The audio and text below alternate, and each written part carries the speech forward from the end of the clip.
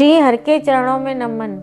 आज हम श्रीमद् भगवत गीता के अध्याय 2 के श्लोक संख्या 15 का अध्ययन करेंगे। यम ही न व्यथयन्ति एते पुरुषं पुरुषर्षभ सम दुख सुखम धीरम सह अमृतत्वाय कल्पते। इस श्लोक में भगवान श्री कृष्ण अर्जुन को समस्त भोगों की सहनशीलता को मोक्ष प्राप्ति में हेतु बतलाते हैं। वह कहते हैं, पुरुषभ, हे पुरुष श्रेष्ठ, सम दुख सुखम, दुख सुख को समान समझने वाले, यम धीरम पुरुषम, जिस धीर पुरुष को ऐते ये इंद्रियां और विषयों के संयोग न व्यथयन्ति, व्याकुल नहीं करते, स अमृतत्वाय कल्पते, वह मोक्ष के योग्य होता है। भगवान अर्जुन से कहते हैं, हे पुरुष श्रेष्ठ अर्जुन, जो पुरुष सुख और दुख में विचलित नहीं होता और इन दोनों में समभाव रखता है, वह निश्चित रूप से मुक्ति के योग्य है।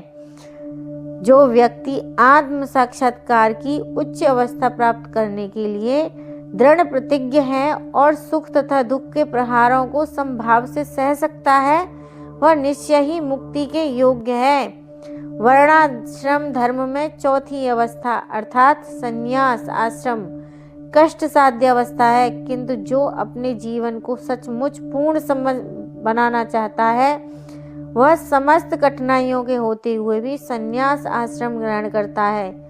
ये कठिनाइयाँ पारिवारिक संबंध विच्छेद करने तथा पत्नी और संतान से संबंध तोड़ने के कारण उत्पन्न होती हैं, किंतु यदि कोई इन कठिनाइयों को सह लेता है तो उसके आत्म साक्षात्कार का पथ निष्कंटक हो जाता है।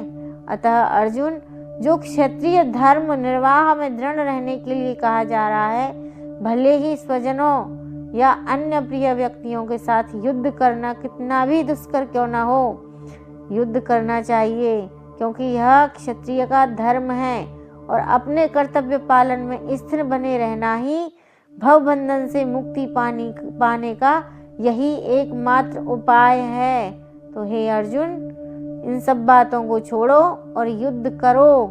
आगे भगवान कृष्ण अर्जुन को और क्या समझाते हैं जानेंगे अगले श्लोक में। तब तक के लिए हरे कृष्ण।